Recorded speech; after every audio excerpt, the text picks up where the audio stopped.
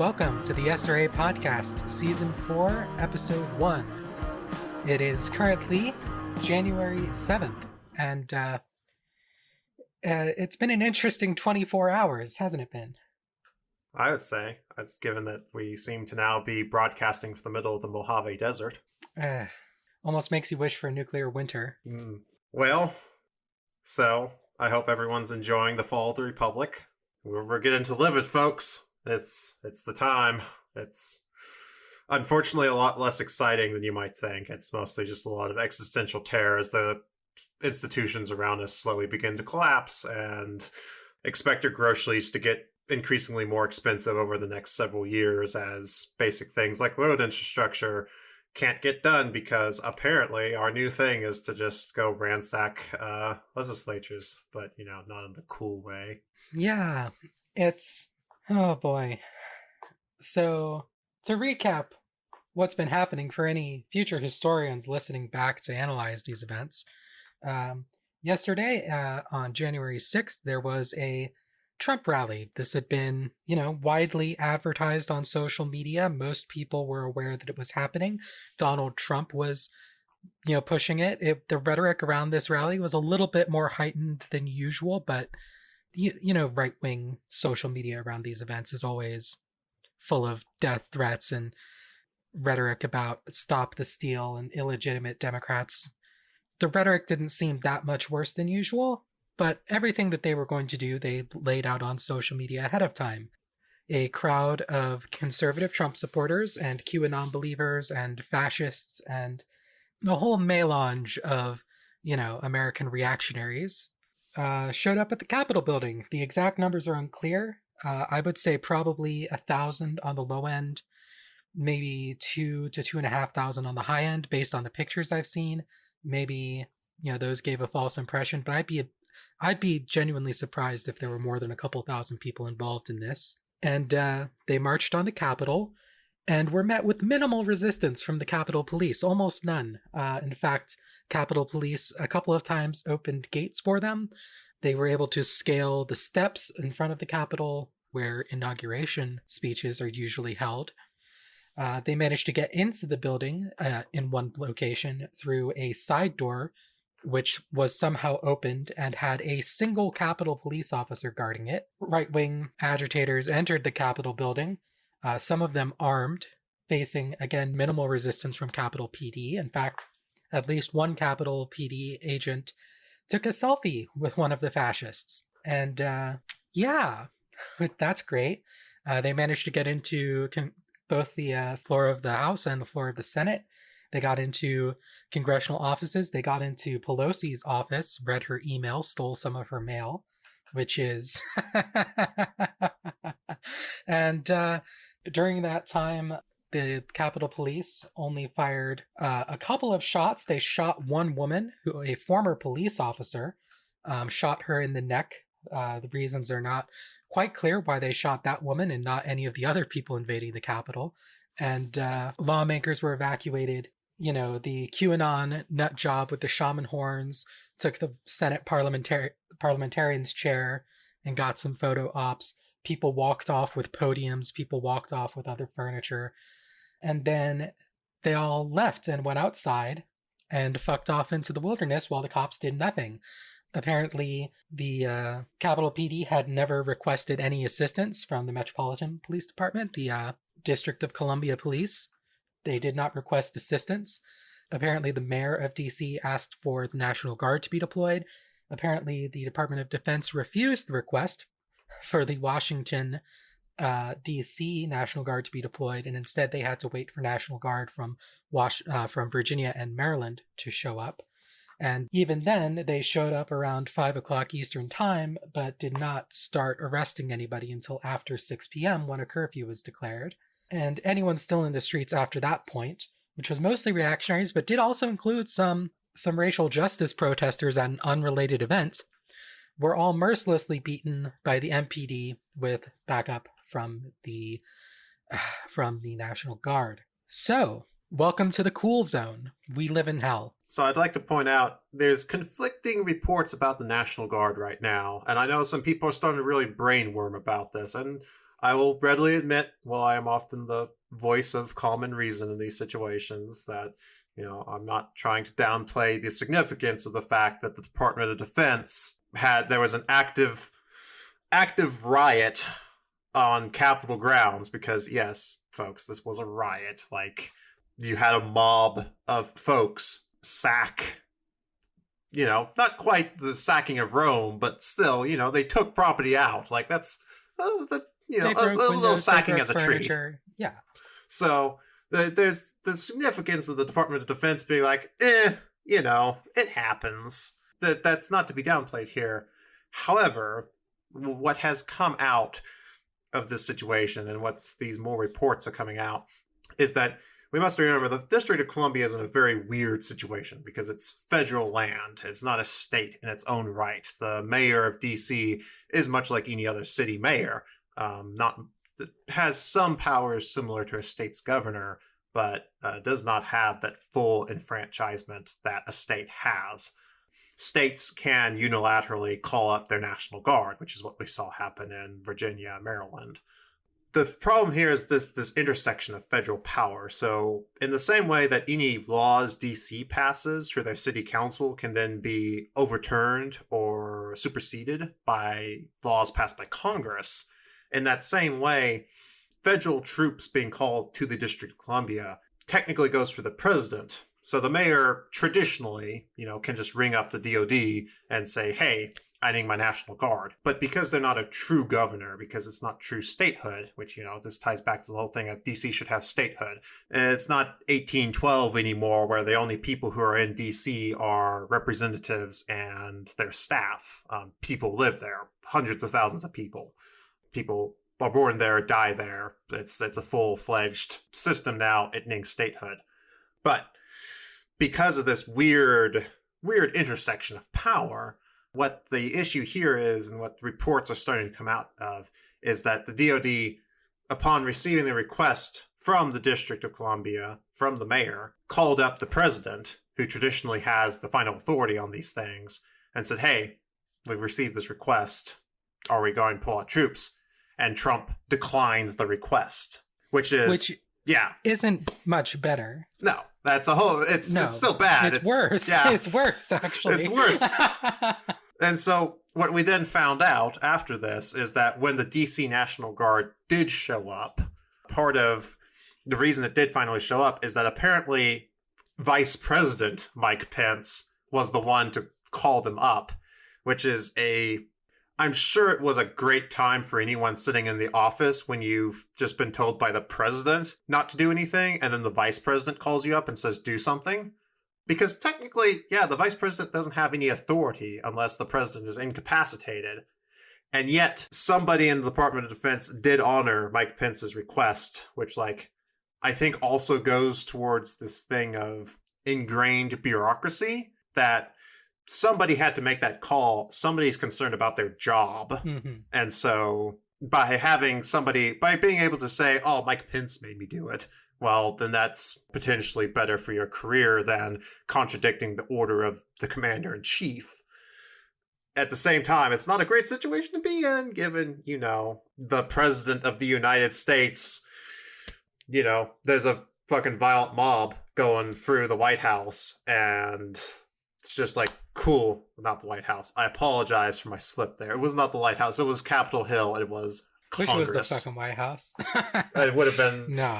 I will refrain from saying anything spicier than my previous take at the start of the episode, which, for our wonderful FBI agents listening, I say these things in a rhetorical manner. Of course, I would never do a crime officer. I don't encourage crime, that sort of thing. But yes, it's a fun situation, and it's not great. And Trump made a video during this all as, looters are going through the Congress building, the legislature of this country, stealing shit. And he releases this video on social media that's like, you're all very special people. I want you to go home. Please be safe. Don't do anything mean. Ooh, these sort of things. And that did, for the first time in history, that was apparently enough for Twitter and Facebook to suspend his accounts for like 12 or 24 hours. Facebook apparently. has suspended his account indefinitely. Have they? Well, Twitter said 12 hours and then put it back up 4 hours later. Truly incredible. So it's important, I think, to look at the composition of this crowd to understand who was actually in this crowd. Because, of course, immediately we have Matt Gaetz, Ted Cruz, we have fucking the Fox News and OAN crews saying, oh, it's Antifa, it's Antifa. I was watching the C-SPAN feed, and there were like at least 3 or 4 callers who were Trump supporters call in and be like, oh, this is Antifa. This isn't good conservative American patriot Trump supporters. This is Antifa, which it's kind of hilarious to see them on social media with half of them saying, no, it was Antifa, and the other half saying, no, it was me. I was there. It was great. I stole Pelosi's mail. Look, see, I've been supporting Trump for years, and that's great. But to look at who actually did it, what we're seeing is really dangerous. We're seeing the convergence between the mainstream Trump supporters and the neo-fascists, because these groups have been orbiting each other for a while. Things have, concepts and ideas have bounced back and forth between them, but there has, as much as like the alt-right tried to bridge the gap between outright fascism and mainstream conservatism, there was still a divide between Trump supporters and outright fascists. What we've seen since the election is the fascists actively recruiting all these disillusioned Trump supporters and bringing them into their orbit. The fascists, the explicit fascists and neo-Nazis and etc. All of these groups are merging together from separate camps within the same movement into being a sort of contiguous movement with free flow of people and ideas across it. And so we had these sort of 40, 50, 60-year-old, sort of Gen X boomer Trump supporter types who are out there being, I think Biden stole the election and blah, blah, blah, QAnon nonsense. You have, the sort of alt-right crowd who are in it for the media publicity, who are doing the, sort of alt-right groiper nonsense, putting on costumes, trying to make a spectacle of themselves. And then you also have the fascist militia nut jobs. There's one picture which was very alarming. I believe it was either the House or Senate chambers of a guy in a Cry Precision plate carrier. He had a Serpa holster. He was wearing like Cryptek combat pants and jacket. He had a pistol, looked like bear spray, and flex cuffs, which, people talk about police zip tying suspects or zip tying people when they arrest them. Flex cuffs are what they're supposed to be using. They use zip ties when they're being cheap and they don't want to spend the money on flex cuffs. Flex cuffs are like legitimate law enforcement gear. So we have a person wearing not LARPer gear, genuine high quality, high end tactical gear, covering his face with a hat on, carrying a pistol inside the Capitol building with flex cuffs. Like, the obvious inference here is that this is a guy who was looking to hold people hostage, who was looking to capture members of Congress. There were people here who went beyond the usual, regular ass Trump supporters who wandered in because they thought it was cool, beyond the alt-right groiper, do it for the attention types, for the spectacle types. There were people there that were actually looking to commit serious insurrection on behalf of Donald Trump, which is alarming. And, it's also worth pointing out that there were sympathy rallies held all over the country. There was one here in Topeka that breached the State House. I don't have full details on that because the news is being drowned out by the Capitol. Yeah, before you go into that, but just to say they did it in Salem, Oregon. They did it, I believe, in Michigan. There were they were all over the country that they did these events. Go ahead about Topeka. Yeah, so the thing that happened in Topeka, and I did see some brainworming about this, so like to kind of just like, again, not great, but also it wasn't as bad as some people were talking about. What happened was that there's the Stop the Steal protests happening across the country, and obviously the one in DC went into a full-on riot and looting. Here in Topeka, what happened was there's a protest outside the State House, and then the protesters in a orderly fashion, filed through security and loitered around the state house. Okay. There was no like taking over of offices. The legislature isn't even in session right now in Kansas. It's going to be a few more days. I think 2 weeks from now is when the legislature will actually go into session. And then That would explain why I couldn't find any news about it. I just found one or two sensationalist reports of it during the DC events, and then I couldn't find a follow-up, so that explains that. Yeah, it was literally just a bog standard protest. They went through security. They bought some stuff at the gift shop. It was a busier than average day for the legislature. There was no violence, no looting. Just it was a school trip basically. Yeah, so in that case, that's not too bad. Apparently, they did have to deploy some riot cops in Salem, and maybe a couple other places. But again, the main event was in DC, and sympathy protests, same cause, but not to the same extent. Obviously, didn't breach the Capitol. But let's talk about how a couple thousand people were able to get into the Capitol building while it was in session, despite, not to beat around the bush. Everyone's made this comparison. The response when there were major BLM protests and riots, which I support in DC, and the response was for every single District of Columbia and federal police agency in the area to hit the streets in riot gear or military equipment and suppress Black Lives Matter demonstrators. Whereas when we have conservatives and fascists trying to breach the Capitol, we've got a door guarded by one guy. We've got a standard metal movable fence guarded by like 4 officers, and at least in one location they opened it and waved people through.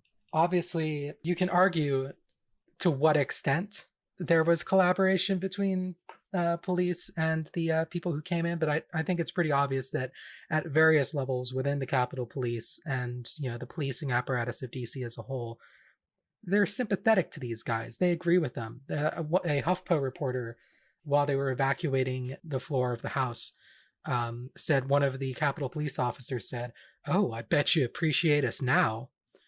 Like, obviously, these cops have sympathies with the fascists and with the alt-right, and letting these people through and taking selfies with them.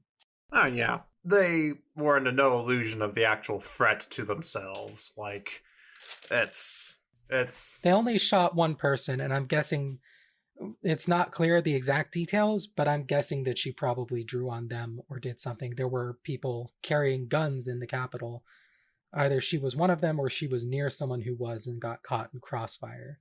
Yeah. But there are multiple assaults on police officers, and the police responded by just backing away. I have seen police responses to even mild, completely peaceful Black Lives Matter or anti-police brutality protests.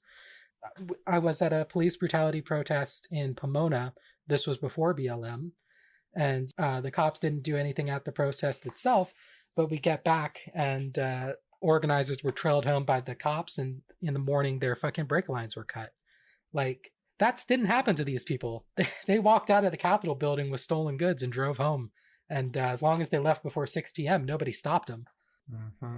No, it's just I know there were some takes online that were like, oh, well, police are trained that if they have to make a tactical retreat, then they make it look like they wanted to do it. But no, these guys were taking selfies with protesters. That's that's also not even a thing. Yeah, like that's not a thing. I would disagree on like, that. Maybe in some situations, but when you look at like Black Lives Matter, like, you make a tactical retreat, you cover yourself, you do it intentionally, which is different from like being in a rout. But there's a far cry from that versus just opening the gates and letting people through. Absolutely. It's not the same thing. So, and, not trying to make the point that they were like, oh, we would really love to stop you guys, but we're overwhelmed here. They were not. It was a couple thousand people, which, there's the whole thing of, oh, well, there's thousands of us and only 10 of you. But it's like, the cops have fucking guns. Like, unless you're actually in a serious situation, it's not gonna... Well, there's the video of them coming through the side door, and there's that single black Capitol police officer there. Like, he's there. There's 100 people outside that door, I don't blame him as an individual for backing the hell up and not trying to fight that out. Because even if he had pulled his gun and shot somebody, if he pulled his gun, he might have intimidated them for a little bit, but those people were pushing, they were pushing the limits as far as they could. And if he'd fired a shots, he might have killed a couple of them, but they would have, the more aggressive, the fucking operator types in the crowd, and, maybe some of the more spectacular riot porn types probably would have tried to fucking swarm him. So I don't blame him for, falling back. The question is, why was there only one police officer at that door? Why was security at the Capitol so light? Why did the Capitol Police not call for support from the MPD? Why were essentially no other federal security forces there to protect it? I'm not saying that I want there to be huge groups of riot police cracking down on every protest in front of the Capitol building.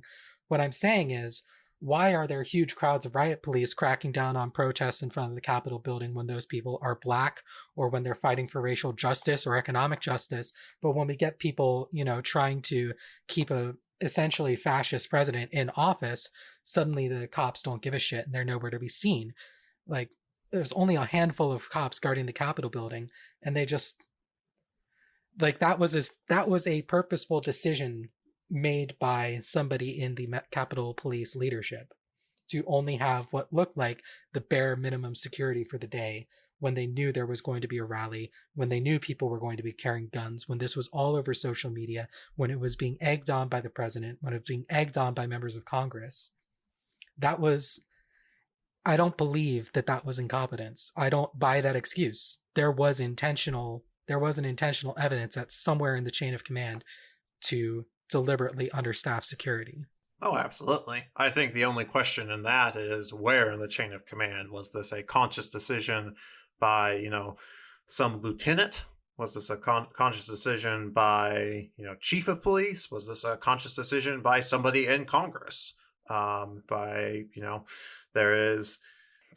admit I'm not totally brushed up on my chain of command with how Capitol Police work, how it works with legislative delegation, how it works with people watching the doors. But, you have the Sergeant of Arms, which, you have the House Sergeant of Arms and the Senate Sergeant of Arms, which is typically the final authority for these things. So, where does this start and where does this stop?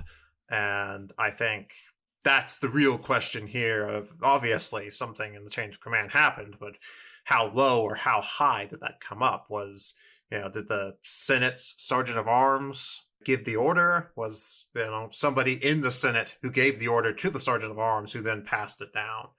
Where in the chain of command did this start? Because that has different implications. If this is just some dumbass lieutenant who did this, then that's still, again, all these things are not good, but different levels of not good. Like, if it's a low-ranking lieutenant, then it's like, why did that happen? Is this just some lieutenant who's sympathetic? Whereas if it's like, did Mitch McConnell order this? At which point that's like, government officials actively. For what it's worth, I don't think that majority leaders in the House or Senate have authority to tell Sergeant of Arms what to do. Again, I'm not an expert on the hierarchy, so I'm not going to speculate. What I will say is that whatever happened, there was someone with the authority to determine the distribution of the Capitol Police for that day, who chose not to deploy them in anywhere near sufficient numbers or anywhere near the correct positioning. And that has to have been a fairly high level. That's not something that a lieutenant could decide. It has to at least be a captain, or, again, I don't know the hierarchy, but it had to have been high in the hierarchy because they would have at least sufficient enough rank. It was whoever would be responsible for determining how many police are on duty that day, which is going to be someone, either at the top or near the top of the Capitol Police. I do believe that there was sympathy and collaborators all throughout. The cop who took a selfie was absolutely sympathetic. The cop who said, "Oh, don't you respect us now? Don't you wish whatever that comment was?" I'm sure that cop is a sympathizer.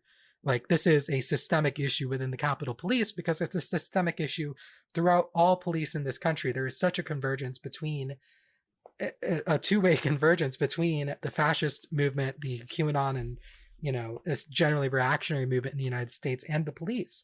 This is an institution which is fully immersed in America's reactionary movement.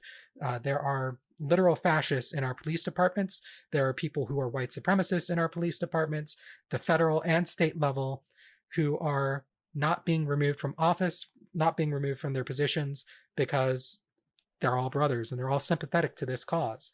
Like, we have to understand, everyone has to understand, that the police are not politically neutral. You may have some, who do not sympathize with fascists, but there are enough people in the police who do sympathize with fascism, who do sympathize with the Trumpist movement, that they essentially set the tone and tenor for every police department in the country, and they're essentially on those movements' sides. That's why we didn't see 40 millimeter tear gas or rubber bullets deployed. That's why we didn't see, they ended up a little bit of tear gas towards the end when they were clearing people off the steps, but it's why none of those resources were deployed at the start of the protest. It's why it took so long for them to be deployed, because all throughout the chain of command, not every individual, but enough individuals are sympathetic to the fascist movement and to the goals of this protest to enter the Capitol, that they simply didn't try very hard. They put in the bare minimum effort needed to keep their jobs, and in some cases, probably less than that. So I'd like to bring up something I just found out while I was doing some quick research. Apparently, Chuck Schumer does blame the Senate Sergeant at Arms for this. Chuck Schumer has publicly stated that he'll be firing the Senate Sergeant at Arms if the Sergeant at Arms does not resign before Chuck Schumer is made majority leader. So at very least, the Democrats believe that the Senate Sergeant at Arms had some amount of culpability in this. It's going to be interesting. Are they firing him for incompetence, or are they firing him for collaboration, essentially? This Reuters article I pulled up does not say whether it's incompetence or not. Let's see. It says Schumer told Political in a statement. Let me see if I can find that real fast. Chuck Schumer. NPR. Let's see if NPR's got anything good. If the Senate Sergeant at Arms Stinger hasn't vacated the position by then, I will fire him as soon as Democrats have a majority in the Senate, Schumer said in a statement to NPR. Yeah, it doesn't say whether it's incompetence or infiltration. Apparently he did name the fact that 4 people died during the riot as one reason, so it could be just plain incompetence. But I will say that, this is the thing that, we have to realize about legislators, is that they are so far removed from the individual. And I say this for federal. It's very different on the state level, as I continue to harp on. You probably live pretty close to your state representative. I know me and Faye live very close to ours. But for things like the federal legislation, you're so far removed from most of the time. You don't really have much of a relationship to the day-to-day struggle of folks, which is why, yes, the coronavirus impacts everyone equally, except the fact that federal Congress people have the ability to go to world-class healthcare and get treatments that nobody else can.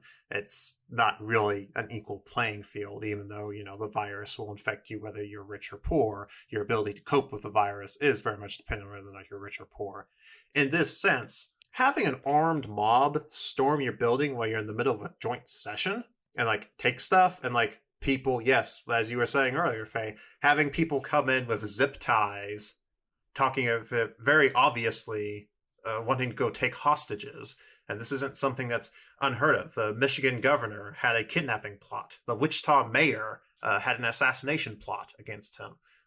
This is something happening across the country. And now you have this armed mob who comes in, and many individuals in there obviously wanting to take hostages and talking on Facebook forums about wanting to do public executions. That's a very real threat. If the mob actually broke into the session while they were still all in there and Congress folks didn't evacuate in time, who knows what could have happened. I'm not going to sit here and fucking trauma speculate or whatever, but it's a non-zero possibility that there might have actually been mob executions of elected officials. That has an immediate effect on these people. And so whether it's incompetence or treason or whatever, there's going to be a lot of fallout from this, and probably firing the sergeant at arms is going to be the least of it. Whether it's, increasing the police state, don't know. It's hard to say how Democrats are going to come out of this, if they're going to stick to their guns about, oh, we just need more training for police, or if, these Congress people are going to look at these videos of the people who are supposedly sworn to protect them, buddying up with these protesters who were there quite possibly to kill them. It makes one think about these things. It reframes one's focus. And so that's why, I see a lot of takes online of, oh, nothing's going to change. They're just going to continue to be shit libs. And, maybe that's what happens. That's probably the safe bet, is that nothing changes. But I don't know. These folks got a lot more mortal peril than many of them probably have ever had. And that does have an effect on people. Just to butt in, another video, which was not widely shared yesterday. I don't know where it originated, but it's another video of people entering the Capitol's perimeter being waved in by MPD. This is a completely different location than the previous widely shared video. So that's multiple officers. So yeah, honestly, we all know that the police are corrupt one way or the other. We all know where ACAB comes from. That, at least I assume everyone listening to this podcast does.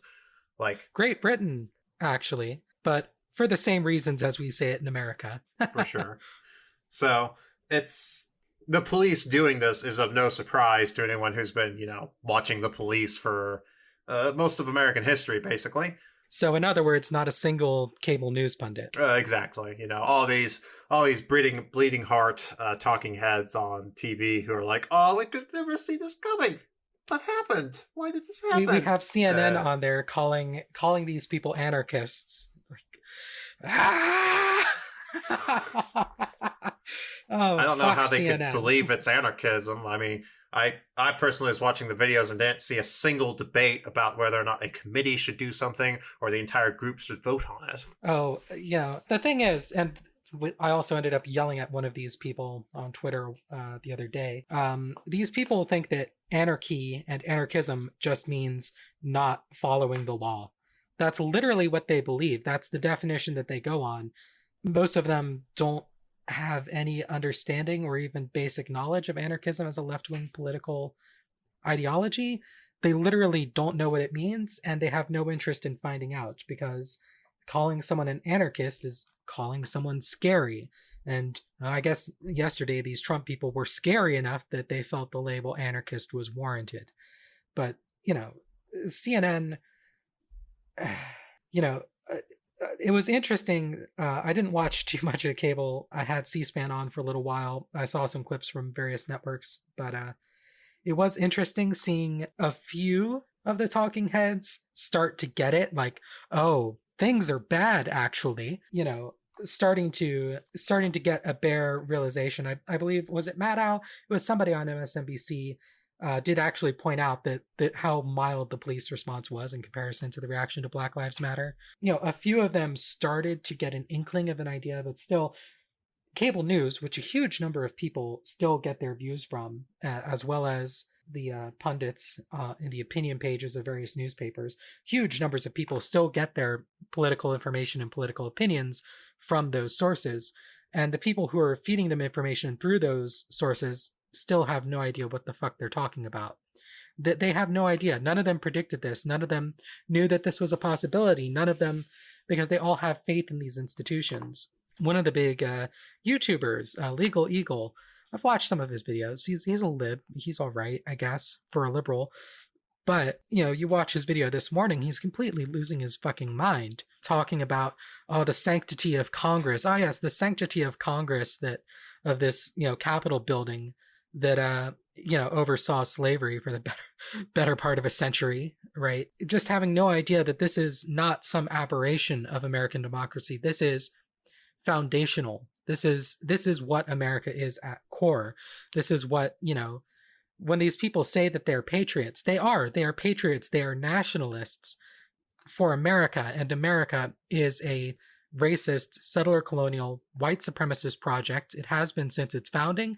There are people who have pushed back against that, who have tried to lessen the degree of evil within its government, or who have tried to remove it. We're here in the great state of Kansas, and everybody's favorite John Brown, also not a perfect person with regards to those sorts of things. But, there are people in this country who have fought back against the current of what America is, but they are the exception. And what America is fundamentally a reactionary, racist country. And we are seeing our homegrown fascism as a reflection of those deep-seated roots. Anyone who says this is not what America is shouldn't be listened to, and that includes Joe Biden, who is completely unprepared for this historical moment. I can't imagine a worse person to be in the White House on January 20th than Joe fucking Biden, other than Trump, I guess. Sorry for a bit of a rant there.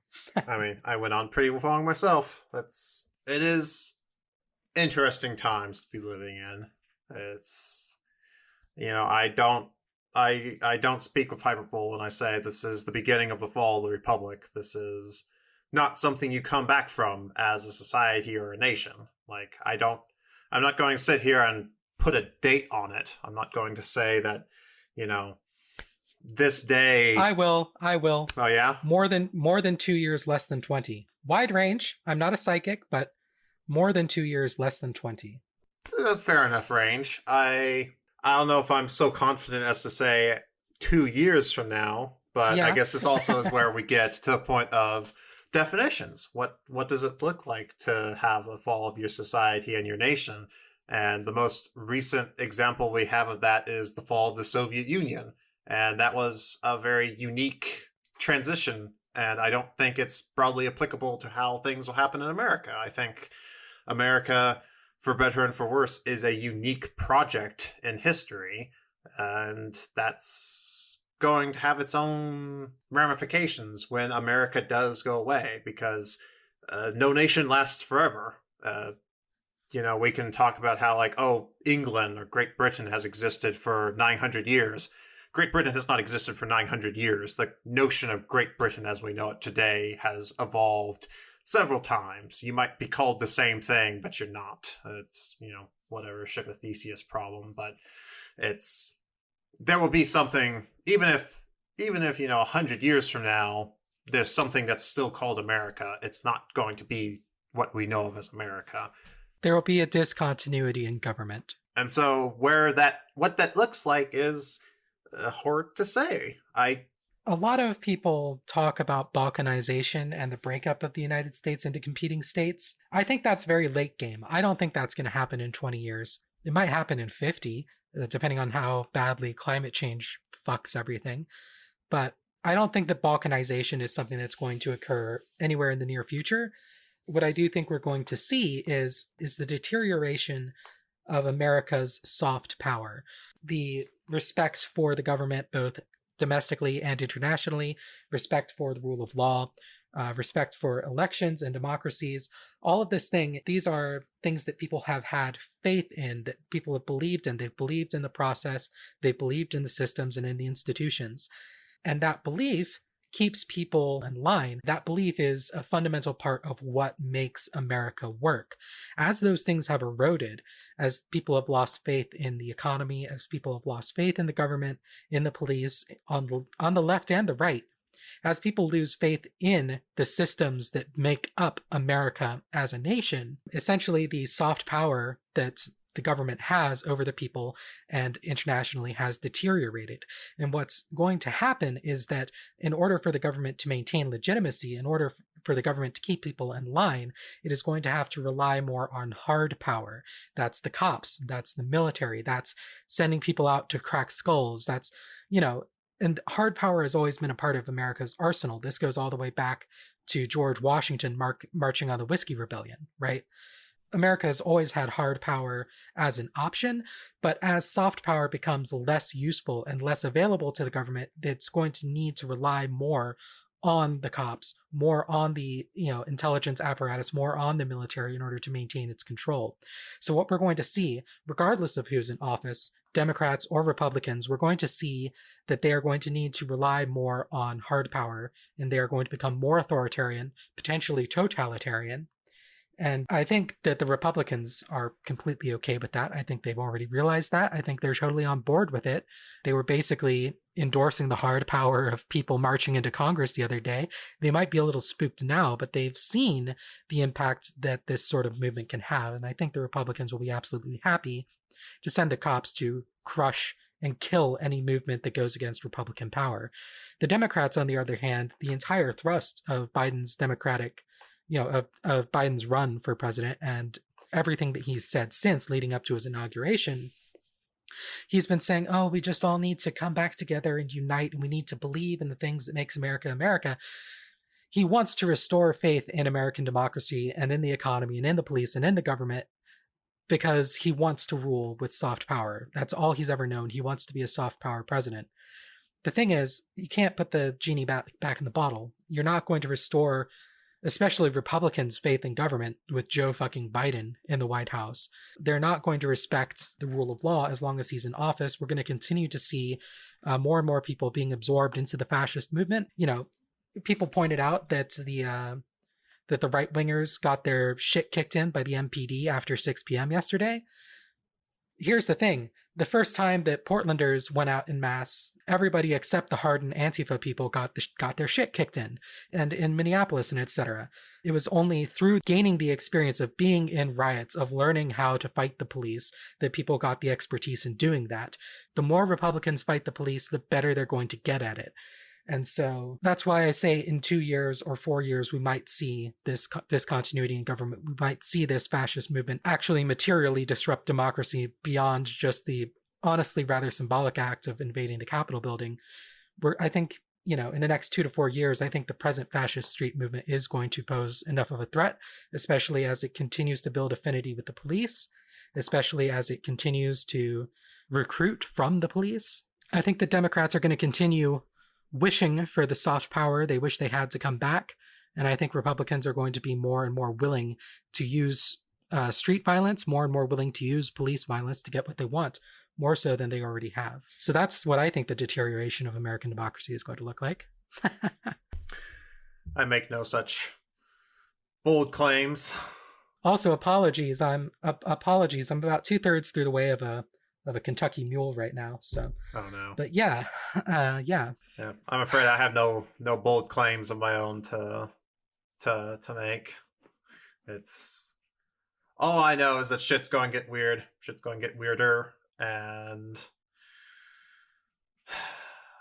it's the continual thing of I'm just always forced to remember my grandmother, her mother, people who have lived through a lot of weirdness their own, and the fact that my great grandmother had just straight up people executed in front of her in the street. So it's not, I don't know, I guess sort of thing of sucks that might be something in my future, but also history keeps repeating itself, and I don't know. Admittedly, I'm in a weird space about what it looks like from here, but I know that there is no coming back from this. The only way you reset a society after something like this has happened is fundamental change, one way or the other, and I know that there's a lot of folks out there who are oh yeah, bring on the revolution. But I'm sorry, folks, that's going to suck. And it already sucks. The left is not in a position to win that revolution. Yeah. And this is the thing, is it already sucks for a lot of people, for a lot of different reasons. It's going to suck even more. This is the thing of this is why we try every possible alternative before moving on to more extreme measures. There's a difference between not being able to get food because you are poor and not being able to get food because there is no food. I would never suggest anyone do a crime, but I will say as a observation, if you have no money, it's well known that, people can go and steal bread for their family. There's a difference when you can't do that. When the store has no bread, because the roads are broken down, because there is no government that is maintaining them, and that means trucks can't drive them because there's potholes that blow out tires. There's a difference between not being able to buy food and not having food at all. The end result may be the same. You might starve either way, but the ability to rectify your situation changes drastically, and this is what people don't seem to get. There are people out there who rely on life-saving medicines who will not be able to get those medicines because the pharmacy doesn't have the base components to make it, because the trucks can't drive it from a distribution center to their local pharmacy, because the local pharmacy has shut down because all the pharmacists have left the country. Because that's what will begin to happen, is if there is true insurrection in America and there's mass violence, people with the ability to leave the country will. But people who are professionals, who have degrees that are sought after in other countries, who will be able to get asylum status, who will be able to get work visas, will leave the country. And then, yes, you won't have a pharmacist at Walgreens because they will be gone. It's the fundamental breakdown of society, and that's not good to live through for anyone. It's always telling, and I think you've said this before, that it's always the people without children who make the loudest calls for insurrection. Oh yeah, like right now I'm in a joint custody agreement. Like, what does breakdown of societal order look like for me? Like, am I going to be ferrying my kid back and forth through a war zone? Like, that's the sort of question that cannot be answered in the here and now, but would have to be answered if that were to happen. From what I've read, and I've only read it because most Americans have no direct experience with insurrection, government offices will continue to be open even as the state is collapsing, because these are necessary institutions for making people's everyday lives continue to function. It's just while you're standing in line at the DMV, you might end up getting shelled. But here's the thing. For all the people who fantasize about insurrection, what they don't realize is that the left has no ability to participate in an insurrection in an efficient manner. You know, throughout the BLM protests, throughout everything that's been going on, a ton of people have joined the Socialist Rifle Association. Some of those people have been bounced out immediately because they believe that the Socialist Rifle Association is a militia that they can join and that they'll go and fight against fascists when the revolution comes. That's not what the SRA is. That's not what it ever has been. The SRA is an education organization. It's a service organization. It's meant to be a complement to a larger leftist project, whether that be a democratic socialist project to get elected people into office and then have means to defend them against coups like what's going on right now, whether that be a move to build workers' power through unions and be able to defend workers' actions against police by being able to have armed and unarmed defenses, whether that be whatever Marxist-Leninist or anarchist future revolution you envision. The Socialist Rifle Association is not a revolutionary project. We're an educational project. We will teach you how to use guns. We will teach you how to use medical equipment like tourniquets and bandages and everything else. We'll give you education to make you a better informed and more effective individual. Will serve as a training place for new organizers. What the SRA is not is it is not a militia. We are basically structurally incapable of behaving like one. Anyone who wants the SRA to be a militia or to be a party of some kind is barking up the wrong tree. And I do agree that we need some kind of more militant, more effective, larger movement. We need to do everything that we can. The Socialist Rifle Association is not necessarily the place to be for the sharpest point of that struggle. Again, we're an educational and advocacy organization. We're not a militia. We're not a party. We can teach you skills that will benefit you in your other activism. And if you would like to help us build this organization to be more effective in spreading those skills and spreading that knowledge, then we would love to have you. If you would like to get those skills and knowledge, we would love to have you. But the SRA is not going to be the organization that leads the standard against the right-wing horde. And right now, I'm not sure what leftist organization could bear that mantle, because the left is not, in my estimation, is not currently in a state to mount an effective resistance. It's a sad state of affairs to be in, but it is unfortunately the truth. Well, on that note, Been fun. Yeah. I'm sure that people will enjoy reading about this in history books in the future. We have officially entered the cool zone. This is all going to be very riveting for people who didn't live through it, but for those of us who are living it, stay safe out there and do what you can to keep yourself and others safe. Because at the end of the day, the police ain't going to help us, Congress ain't going to help us, the institutions around us are failing. It's up to us to keep us safe. Solidarity, y'all. Solidarity.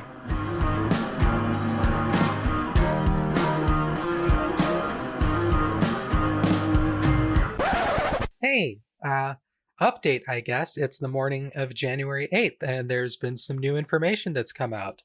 Apparently, a police officer died. Yeah, apparently got clubbed over the head with a fire extinguisher during the invasion of the Capitol building, and was in critical condition all yesterday and died yesterday evening. It was initially denied, but then came out around 9 p.m. or so that the officer had in fact died.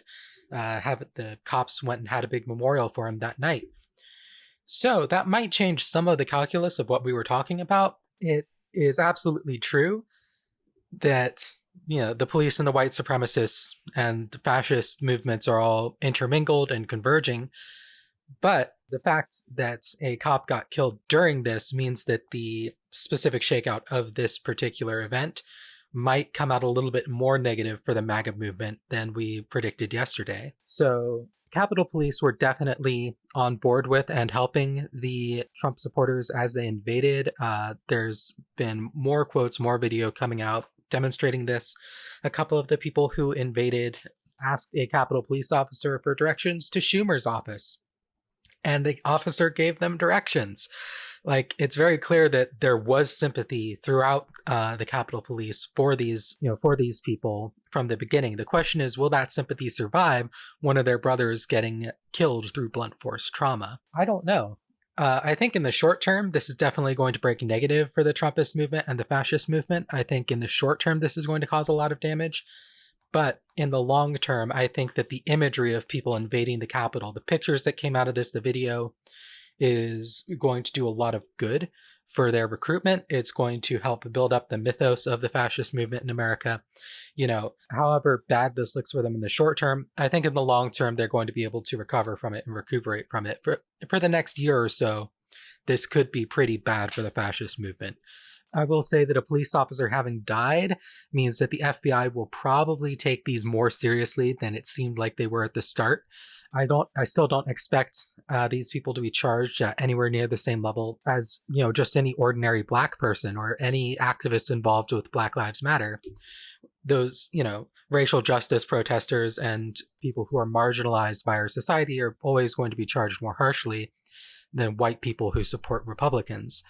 But when white people who support Republicans kill cops, they're probably going to get a bit of the sharper end of the law than they would otherwise. So I think that probably the best benefit that'll come out of this is that we'll see some of the more familiar faces in the fascist movement end up spending some time in prison.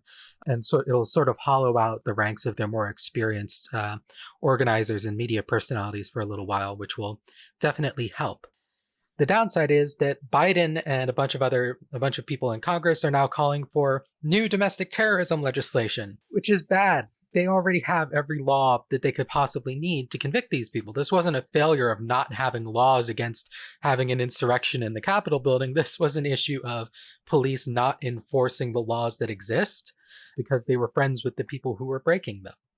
So Biden is going to pass probably the Patriot Act version 2.0, and it's going to be bad for everybody, left and right, but in the long run, probably worse for the left. So thanks, Biden.